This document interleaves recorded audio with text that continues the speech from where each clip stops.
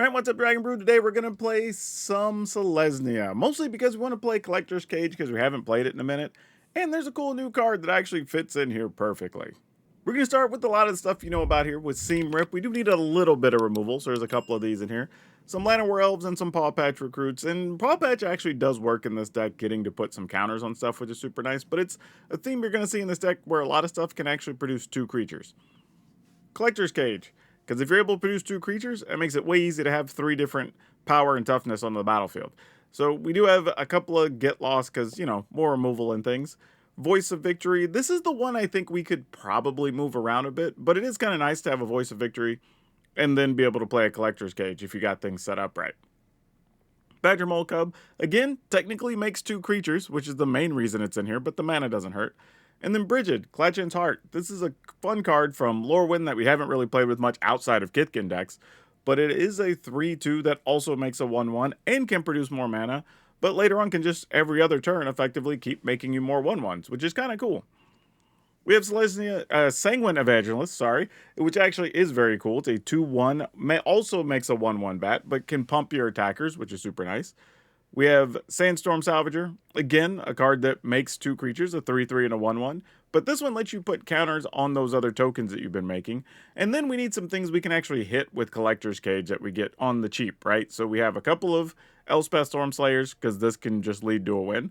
We do have Overlord of the Mistmoors, which can make a bunch of bodies, which is also very good.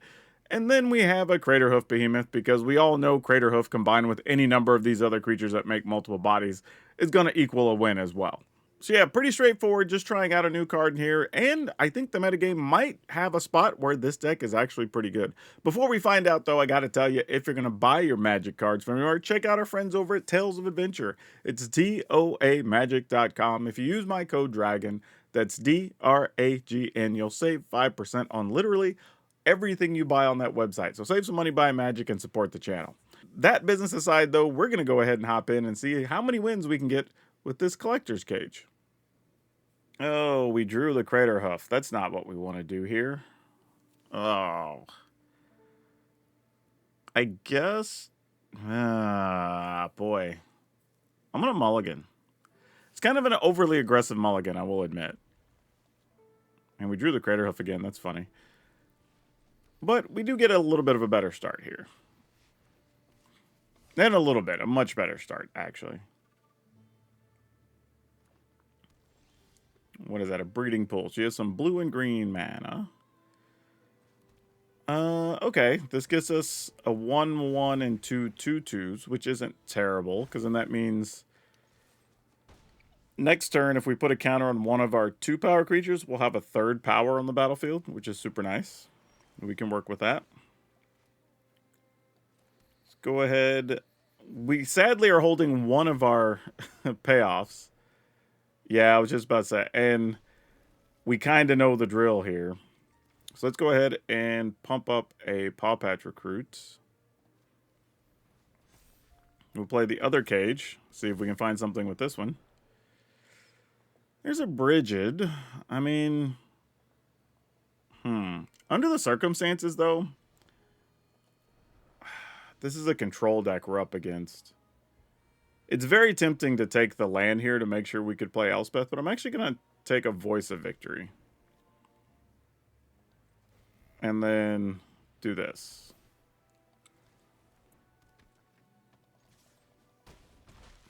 And that's mostly so if we do get a land, we could play the Elspeth and know that it won't get countered while we have the Voice of Victory.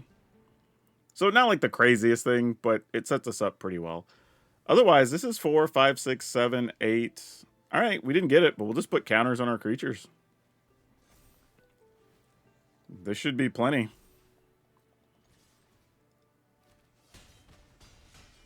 Was my math good? Yep, it was Exactlies. Ooh, yeah, we'll keep this. This will be fun. I say fun. I mean, I guess even if the Llanowar Elf doesn't live, we still have recruits. I mean, we wouldn't be able to Seam Rip anything, because that means it would have gotten rid of Llanowar Elf. So, I mean, if Elf lives, this is a pretty interesting hand. If not, it's kind of basic. And we might even just Paw Patch Recruit here. As fun as it is to play Brigid. Yeah, I think we're definitely going to Paw Patch Recruit. Let's put this on... I'm going to still go green, I guess.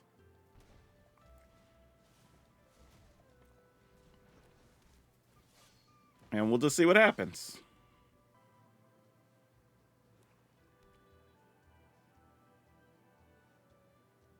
I was going to say, it's going to hurt a little bit if they target the elf. We're going to deceit and make us discard? That's fair. I mean, Brigid probably goes away here, right? No, they got rid of the other Paw Patch. Why was that the choice? They must have a lot of stuff that targets creatures, I guess, for removal. Alright. I don't know if we're going to be able to outrace what they're going to do if this is some type of reanimator pile, but, you know, this is the best we can do, and apparently it was good enough. Yeah, we'll keep it. So I think we just take the damage here, play a Paw Patch. And then I think we just go Voice of Victory. I'm not even sure it's worth playing a Badger Mold next turn.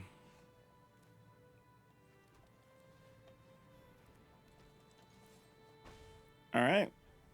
The fun thing about Paw Patch Recruit, which, you know, we've kind of gotten away from playing it a bit, just because of the way the decks and the metagame has gone.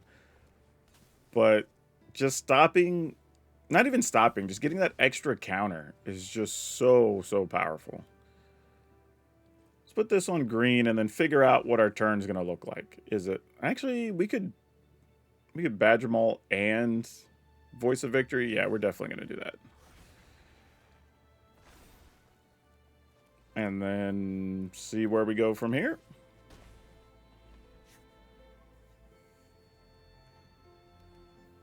Another spot removal. Targeting Voice of Victory, it looks like. Yeah, sure. We'll just juice the Paw Patch Recruit at this point.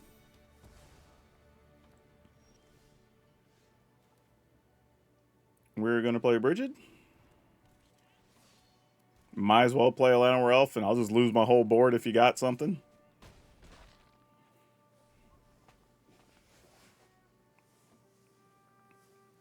And next turn, we'll flip Brigid, even though we don't really need the mana. It's going to be just to set it up so we can start getting more tokens on future turns.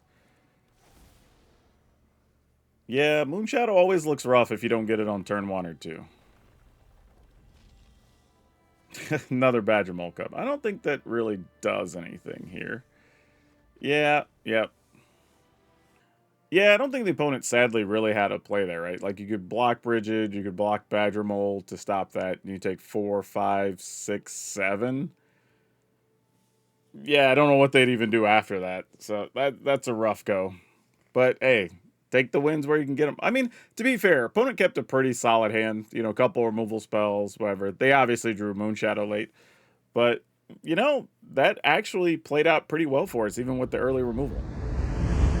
I don't like having a Crater Hoof on an opener, but we'll keep this. It's always tough when you draw one of your, like, 6 or 7 big cards. But here I figure we go for Voice of Victory. Oh, that's kind of nice. And then we can probably play, like, Sanguine Evangelist afterwards. Let's see, that gets us a 2, a 1, and a 1. We play Brigid, we'll have a 3 and a 1 and a 1 that we could turn. Yeah, maybe Brigid's better if our goal is truly to try to... If we're going to lean on Cage, which... Man... yeah, I guess so. It's going to be a little tough if there's like a shelter or something here, but it's fine.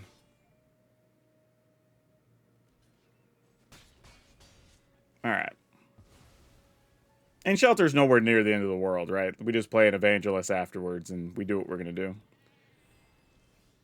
Good deal. They did not want to attack there. We'll decline. If we had another land in hand, I would probably flip this, but since we know we want a Cage plus, can't really do that here. I'm going to put a counter on the Voice of Victory. Ooh. We did find a salvager, though, so we'll take that. Not our best choice, but it's a choice, so we'll roll with it. Now it's just, how do we wish to attack?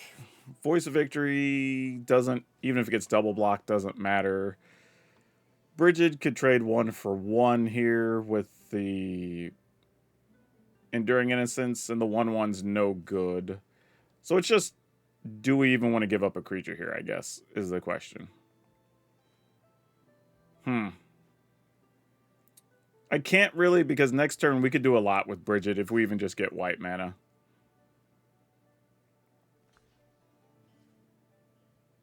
You still might as well block something, opponent. I mean, like, might as well block the 2. That's still safe.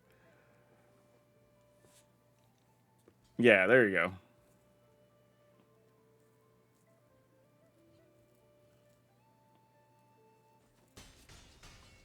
All right, let's see what we can do. Wait, if we were to draw an untapped green source... Oh, wait, does Brigid just let us hardcast Overrun? 5, 6... Oh, 7. Would be 1 short. Opponent's going to play split up, aren't they? Gosh dang it. That sucks. This is like one of those I'm your Huckleberry type situations. You just hate it. Yeah, okay. I mean, if I think you're going to get rid of the board anyway, sure. Let's just block stuff. I'll let 1 through just in case that's not the play, but it probably is. Probably a Day of Judgment. Fortunately, we have a lot of ways to rebuild the board, so it's not the end of the world. Oh, we actually get to keep our Voice of Victory even. Okay. All right. Love that for us. Things could have been way worse there.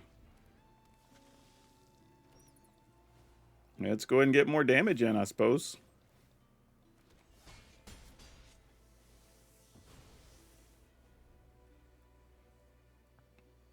How you want to treat this, opponent?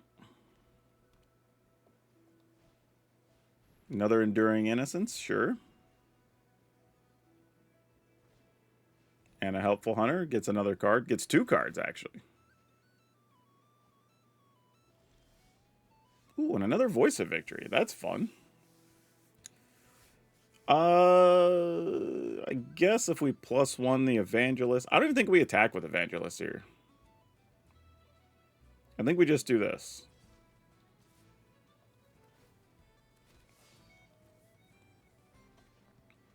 Because if the Evangelist dies to a sweeper of some kind, then we still get a 1/1 for our troubles. Yeah, that's fine. And then we go ahead and play this as an enchantment.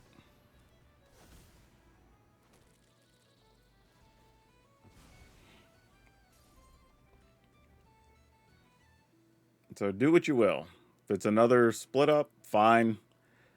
We lose our tapped creatures. Have the others to attack with. If they get rid of untapped creatures, well, we still have the Voice of Victory and 2 bats at the end of it.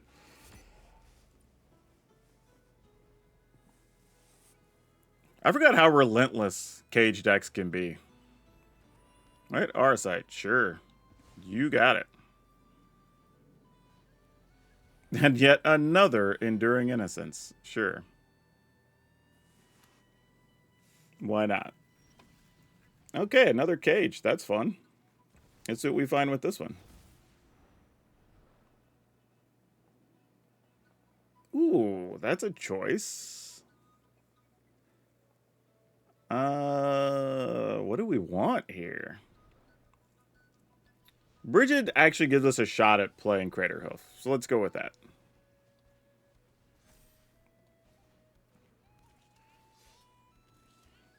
Now, attack, attack, attack, right? That's 3, 4, 5, 6. If we were to attack with the Evangelist, it'd be 7, 8, 9, but then they gain 2 blocking with the Enduring Innocence. 3, 7. Sorry, opponent. So it's 9. They would go to 3. They go back up to 5. We could add another +1. I don't even think it's worth it. I think we just get the flyers in here. Oh, I should have put the extra 1 damage on it, though. Dang it. I was thinking about too many things. If the opponent's alive at like 1 life later, we'll know where the point came from at least. However, though, not the worst thing, because if they played Day of Judgment here, we'd still be able to get a 1/1 that we could put a counter on or whatever next turn, right?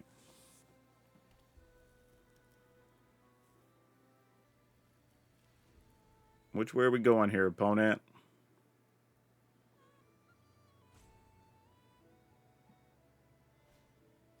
Okay, Helpful Hunter is going to result in whatever, 4 cards here? So if they're looking for a sweeper, they will be able to find one. And still have access to 6 mana between the Aura Site and their 5 lands. There's a lot going down here. If it's just some number of creatures, we're good. Okay, Seam Rip doesn't do a lot here. Like, yeah, you get rid of a flyer. That's fine.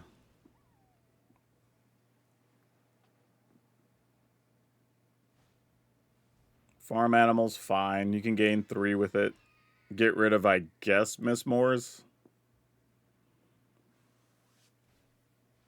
Helpful Hunter gets another card. They still have 2 mana. Still don't have a way to deal with the flyers here, which is great. So we'll put a counter on the bat.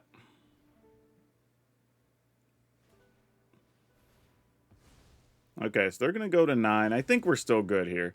Yeah, a little bit of a surprise. I didn't think we were going to use Brigid like this, but this actually makes a lot of sense. Can we... 1, 2... Oh, is it for each other creature? No, for the number of creatures. So if we tap Brigid, we get 1, 2, 3, 4, 5, 6, 7, 8. Why could I not cast...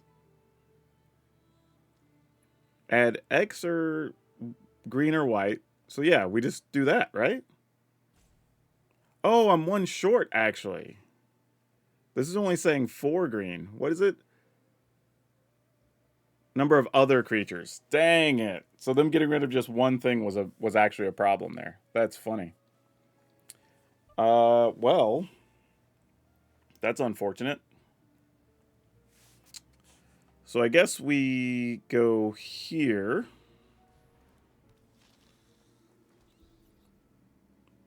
Oh, is there a world where I could have paid 2 and then had 1, 2, 3, 4, 5, 6, 7? Oh, I could have. I could have just played voice. Oh, I messed up. 1, 2, 3, 4, 5, 6, 7. Yep, yep. That was bad. No, voice wouldn't have got me another body, though. Never mind. All right, let's go attacking with just the flyers. I think that's okay. Yeah, just that.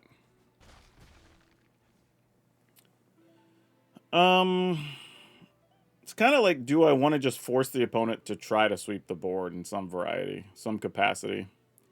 I think I do. Maybe we just do that.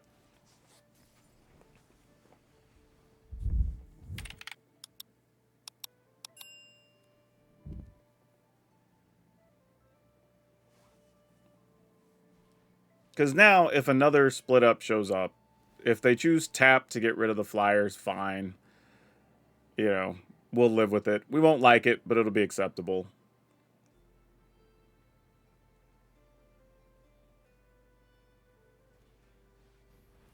Sure. Getting rid of flyers here, which is great. Because Brigid looks like, whatever, it's on the ground. You know. Seam Rip goes after some other flyer. Great. Opponent doesn't know that Brigid is our real plan right now. Like, they don't know Craterhoof is around the corner. Oh, we're going to get to do it, y'all. Come on. Oh, here we go. Oh, well, now that we have this, we could have just got their creature out of the way anyway. Decline, because we wouldn't be able to tap for our mana. So, yeah, we're just all in. Actually, is this a case of where we could play this and then Craterhoof still? 1, 2, 3, 4, 5. 1, 2, 3, 4, 5. This would be the 6th one? And then still have 2 mana, make a bunch of green? Sure. Hoof it up. Boom. Yep, that'll do it. Yeah, I could have been more aggressive on a previous turn had I just been attacking with Sanguine Evangelist, but the issue there was they were drawing so many cards that I assumed they had some other type of removal, sweepers, whatever. And I didn't want it to be in a situation where, all right, I turned that into a bat, and then now they got rid of the board, and I just can't finish them. Whereas they were low enough that if they did have a sweeper with the bat plus being able to put counters on it, we could still kill them in a turn or two, you know, with them having nothing else on the battlefield. But as it turns out, they had all this removal, and somehow we still got through it. Okay. We'll keep it. I don't know what we're doing with this, actually. This was not the craziest thing you hope to see, let me tell you. Wow, Confounding Riddle. That's one you don't see very often. Guess we're going to go with this.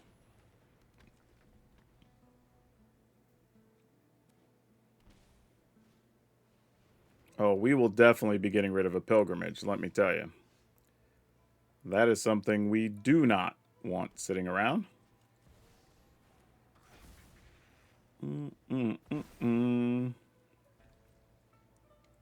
That costs 3. So if we're going to do it, we kind of have to do it now or we risk getting it countered, which sucks.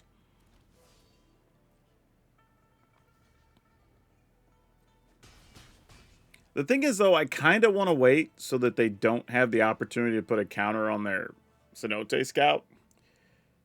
So I'm going to risk it here. It's probably a bad call, but we'll see.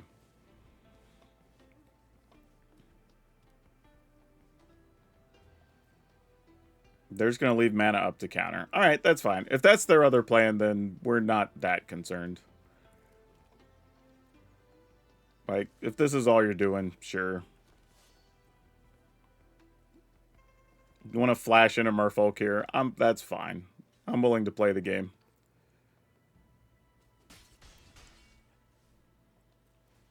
Like, I'm willing to be patient if they're willing to be patient. Because they're not forcing a threat, and we're still getting damage in. Which is sometimes the downside for players. Like, you get married to countering stuff. When it enters, you explore. Sure.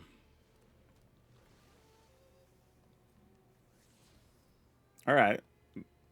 That was about as safe as that could be, I guess.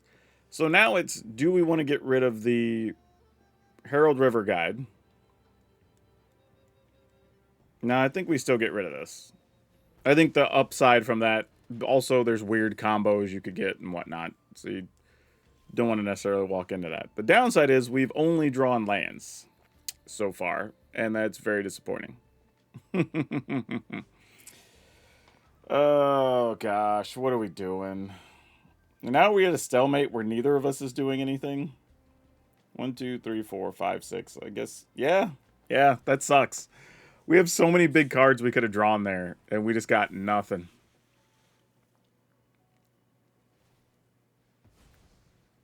Yeah, bring the pain, opponent.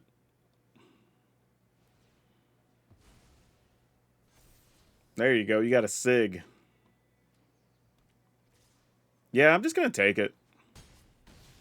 See if we find something useful here. All right, that's something. You know, I won't be too mad about that. No attacks. Now, if we can get the opponent down to below 3 mana, so that we know the Confounding Riddle isn't going to hit, we could sneakily get in a Craterhoof Behemoth here. All right, opponent's just doing it to draw. Fantastic. Then I think we got there, folks, somehow. 1, 2, 3, 4, 5, 6, 7. Oh, no, we still need one more, actually. We still have to top deck a land here. Yeah. I think we just blocked this guy. Though, If we don't draw a land, Yeah, we can't afford to take both those, though, here. We got to block at least one of them. Untap land, please. Oh, what am I doing? We have a land in hand. Duh. I was so thinking about 80 different things and activating this. I'm like, oh yeah, we already have a land. Never mind. Greater hoof things. Go get it.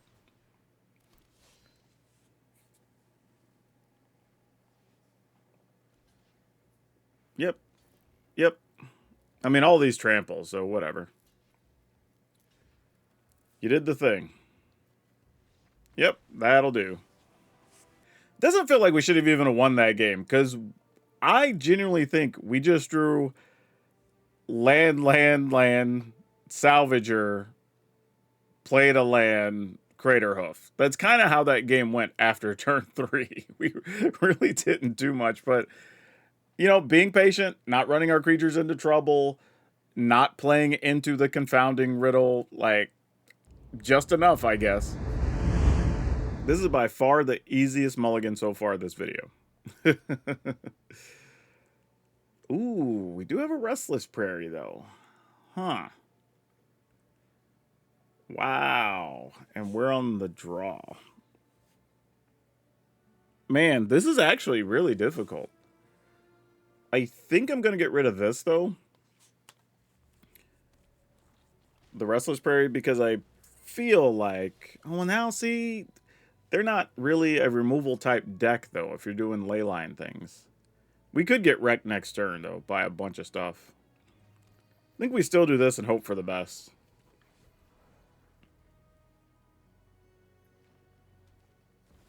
Alright, Bloom Tender. Our chance to get wrecked next turn is gigantic, but we can't just not play Magic. So let's go here. I guess play Voice of Victory. And then, I don't know, lose? We needed to get... Okay, Ouroboros, that's bad. But it's not as bad as it could have been.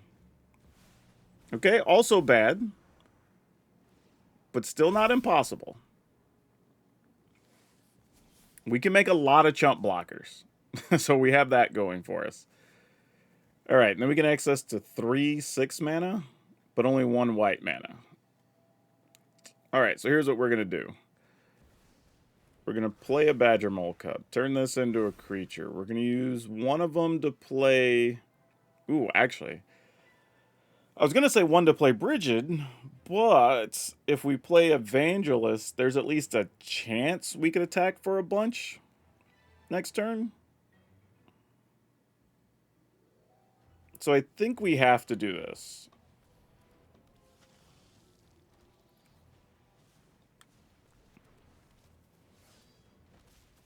Alright, no attacks.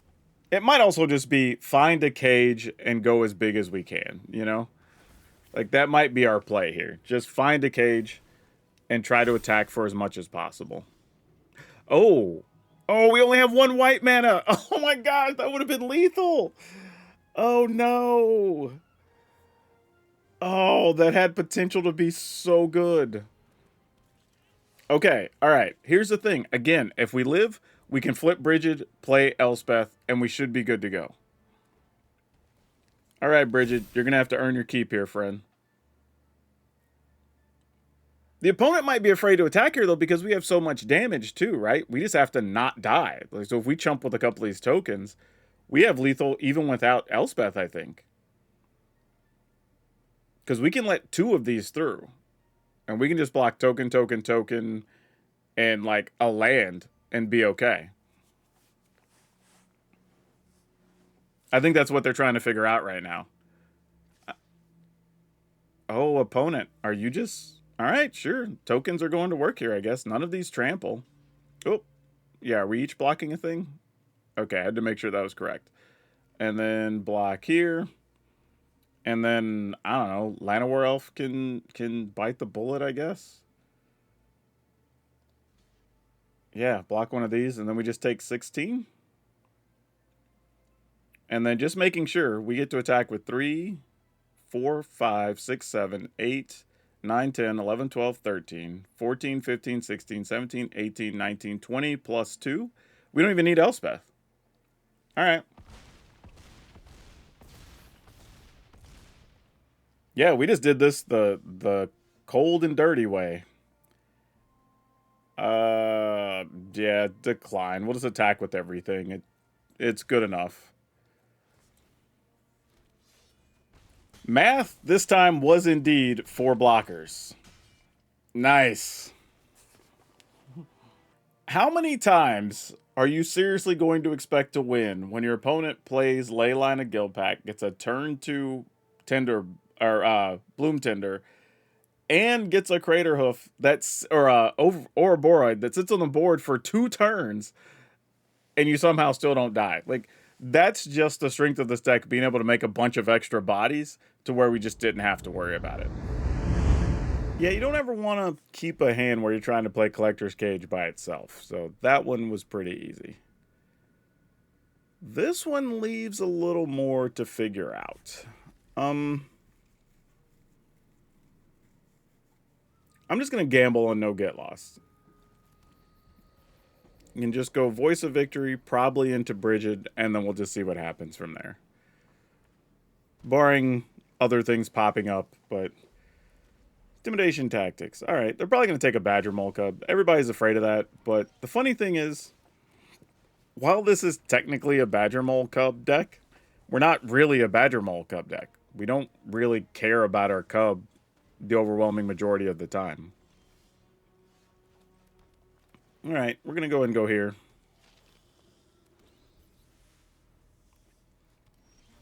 An opponent did nothing. Mildly concerning. You're sitting on a counter, I guess? Because you know we have Brigid. So it's got to be the answer, right? Yeah, makes sense. Nothing? We'll try to attack again, I guess. Not flashing in fairies or anything, so again, more counters. Alright. I mean, they could also just have a sweeper here. I mean, and to be fair, we're due for a loss. We've been running white hot with this deck. Alright, well, just go attacking, I guess.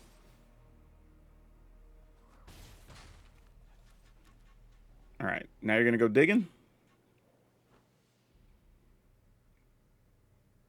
You're probably going to draw some cards or something, right? Yeah, I was going to say, that's the only thing that makes sense.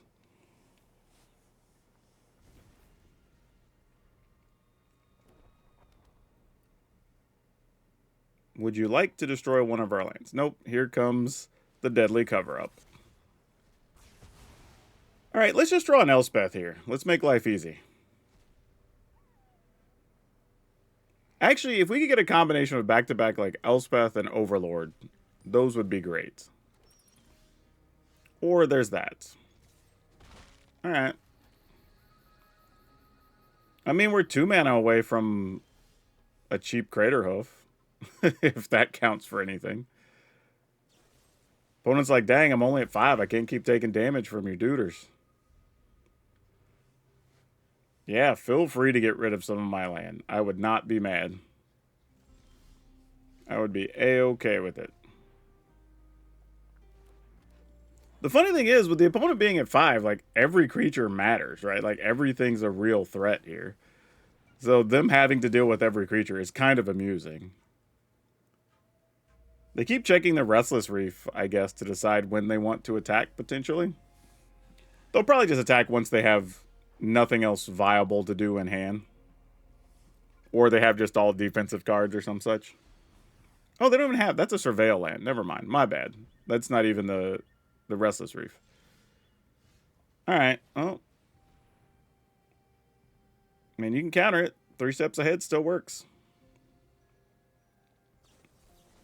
Yep.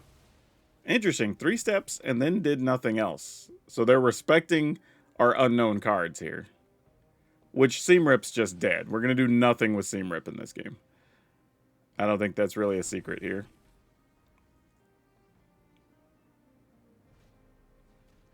Sure, you get a Crater Hoof. We weren't going to cast that anytime soon, and I don't think that was going to resolve, honestly. Yeah, let's go ahead and get this down just in case. If they waste a counter on it, so be it.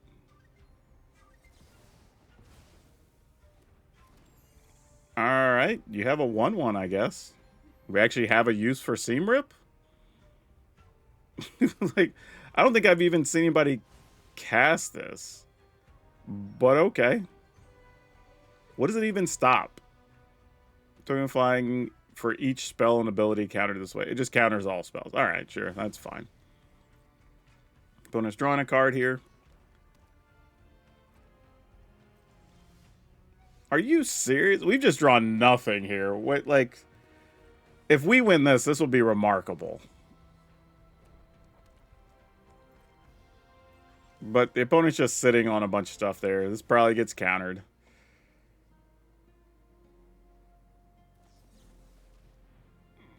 Yeah, I guess I'll pay for it. Also means they don't have a dragon in hand. That's good to know. There's no, like, Meringue River Regent in the future or anything crazy. Let's put it on a basic, just so they can't use a demolition field to get rid of it. Yeah, I'll make a white mana before it goes away.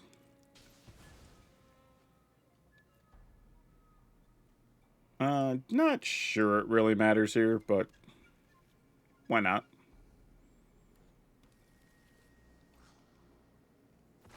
Alright.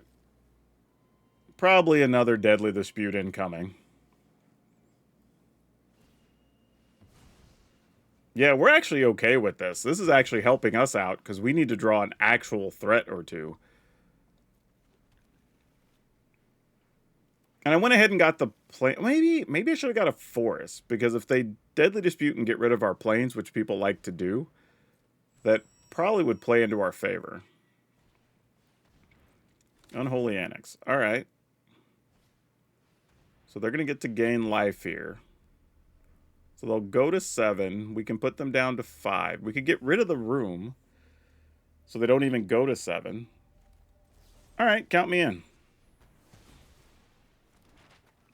And then we'll just sack this.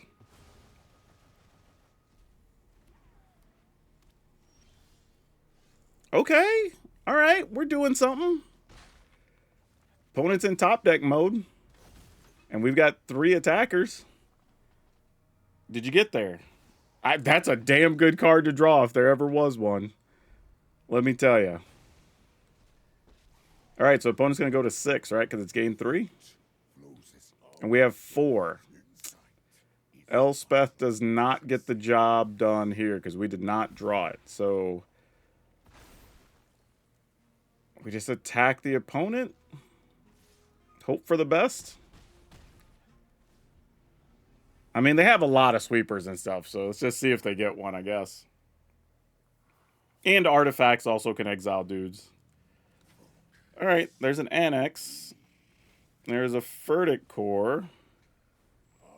So they'll go to 6 currently. Down to 2. Why did they take 2? I guess because I want to activate a creature to block. That makes sense. That's tough.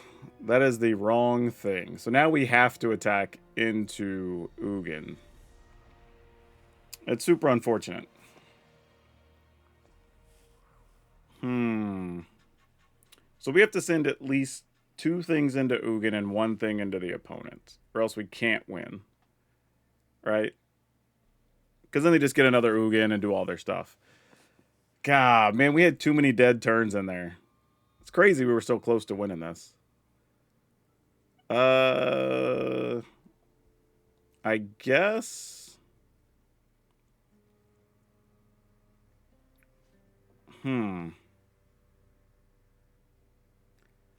It's like the best thing we could do this and this.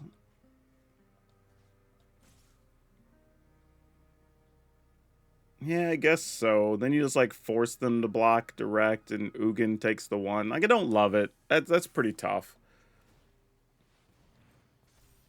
Yeah. I mean, we kind of have to. You just don't like it.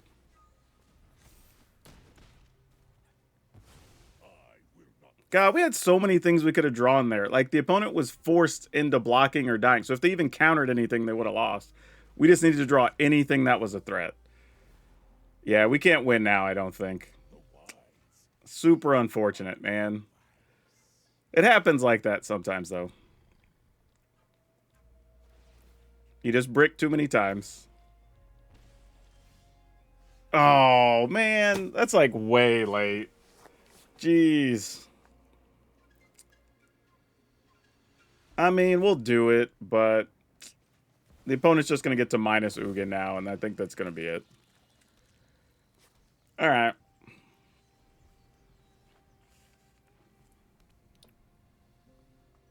Or sweep the board, make another demon. Like, there's a bunch of ways. Yeah, they're already going to do it. All right, we'll just move on. Ugh, this is almost... Like, this is one where you could get tripped up, right? You keep it, you play a Llanowar Elf, it dies, you have a tap Restless Prairie, nothing happens. So I'm going to mulligan there. Also, if any of you are fans of hip-hop or whatever, I would recommend 2 songs right now. One from La Russell with Lil Jon called Have It or Not. And then there's a new one from T.I. that just came out this week called Let 'Em Know. And both those songs are great. Now we figure out what to do with this turn. Which I think the answer... Well, nope.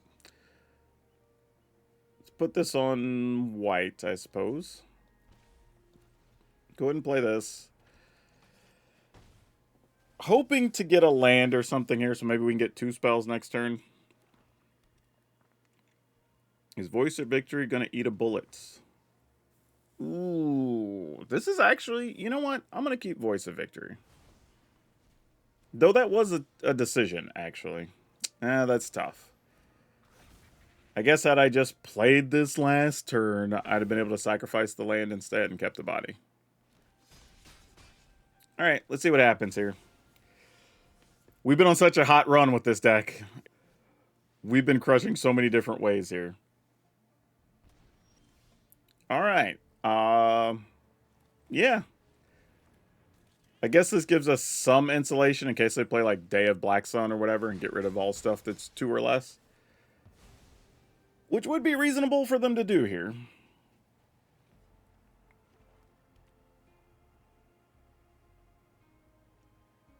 If not, I don't know what their plan is.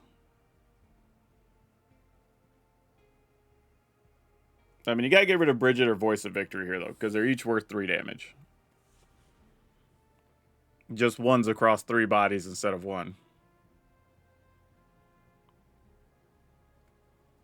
But if we flip Bridget, we then have access to 1, 2, 3, 4, 5, 6 mana.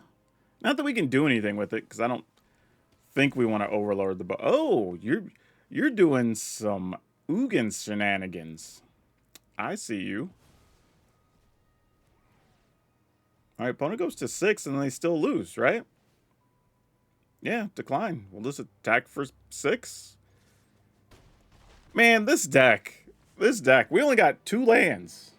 We only got 2 lands. The opponent played 3 removal spells, 2 Strategic Betrayals and Bitter Triumph, played the Unholy Annex, and somehow we still won. And we didn't do anything the deck really wants to do, other than play Bridget that made 2 bodies, I guess. That's nice. I think the only thing I can describe that as. That's nice. Like, you know, again, could I have been more aggressive, played Badger Mole on 2, maybe sacked the land, had a little bit of extra progression? Maybe, but I assume they had some other type of spot removal. They went with Strategic Betrayal. But either way, yeah, solid win here, and Bridget has actually turned out to have some value. So let's actually talk about that here in the wrap-up.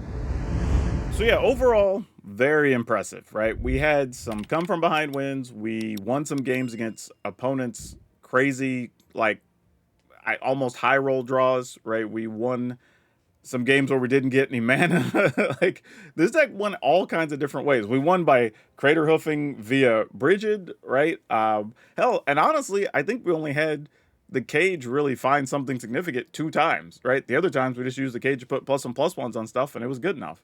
So Yeah, this was interesting. I mostly because I don't think it won the ways that I expected it to win, but I actually like that because we didn't win in our predetermined gimmicky ways, right? Because a lot of our wins were like, okay, we're hoping to get a cage, just hit Elspeth come over the top, right? Or hit a crater hoof or whatever. We didn't really have those scenarios. We kind of grinded out several of those games in one.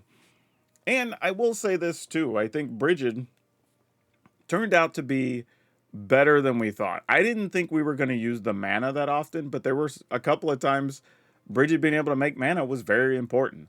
But the extra body is so good. Like, it doesn't seem like much, but in this deck, it is very, very good. We didn't really get to use the pump side of Salvager, but it being able to make a 3/3 and block and whatever actually did come in valuable. So no real complaints there. It would be nice if the deck had a little bit more defense, whether that's to deal with graveyard stuff or to get rid of artifacts and enchantments or whatever, because we are in green and white and can deal with those things. But we've kind of made the concessions not to, just to go all in on the value and trying to get our upside, right? Our defense, if you will, is mostly, Sanguine Evangelists leaving us tokens behind or being able to play an Elspeth late and make a bunch of tokens, whatever the case is. And I'm okay with that. It's why a lot of times you're probably going to see Overlord, unless you're able to get the cheap Overlord off of the cage and be able to just go real big to finish your opponent with extra tokens. I'm probably just playing it for the 4 mana and making an enchantment most of the time. Just so if a sweeper happens, I still have something afterwards, right? Because, again, we don't have a lot of defense, so you kind of want to play around some of that stuff, which is nice. Would I change much? Not too sure, right? We didn't run into a ton of small creature decks opposing Badger Mole Cub decks, but you would like to have Seam Rips and things for stuff like that. Rest in peace for graveyard stuff.